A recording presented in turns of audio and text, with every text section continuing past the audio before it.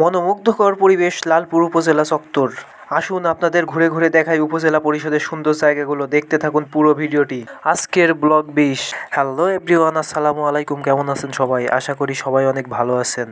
আমিও ভালো আছি আপনাদের দোয়া এবং ভালোবাসায়। আজ আপনাদের দেখাবো নাটোর জেলা লালপুর থানার উপজেলা পরিষদের শিশু পার্ক। লালপুর নবরূপে সজ্জিতকরণ। এই পার্কটির শুভ উদ্বোধন করেন জনাব আবু নাসের ভূঁইয়া, জেলা প্রশাসক, নাটোর। এই পার্কটির পরিকল্পনা বাস্তবায়ন করেন শামীমা সুলতানা, উপজেলা নির্বাহী অফিসার, লালপুর, নাটোর। অনেক আগে এই পার্কটি ছিল অনেক খোলামেলা এবং দেখা যেত শুধু দোলনা।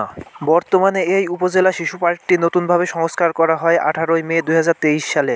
ধন্যবাদ জানাই শামীমা সুলতানা নির্বাহী অফিসারকে এমন একটি উদ্যোগ নিয়ে কাজ করার জন্য। এই পার্কটিতে আসলে আপনাকে অবশ্যই মানতে হবে, কোনো পশু পাখির ভাস্কর্যের ওপর বসা নিষেধ, কোনো গাছের ফুল ছিঁড়া নিষেধ।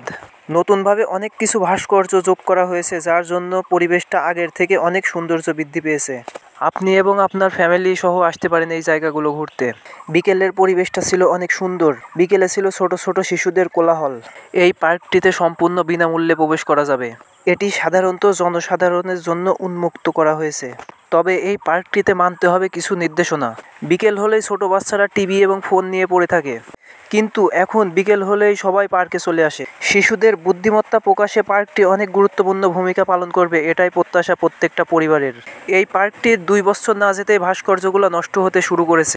এই পার্কটি নষ্ট হতে না দিয়ে ছোট্ট আয়তনের এই পার্কটি সংস্কার করার জন্য অনেকের জোর দাবি। এই সুন্দর জায়গাগুলোয় আসলে এমনিতেই মন ভালো হয়ে যাবে।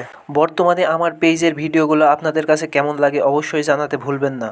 আপনাদের সাপোর্ট এবং ভালোবাসা পেলে পেজে নতুন নতুন ভিডিও তৈরি করতে উৎসাহ পাবো। আপনাদের অনেক সুন্দর সুন্দর ভিডিও উপহার দিতে পারবো।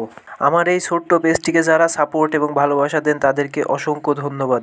কেউ যদি আমার পেজে নতুন হয়ে থাকেন অবশ্যই পেজটিকে ফলো, লাইক, কমেন্ট, শেয়ার করে সাথে থাকবেন। ধন্যবাদ।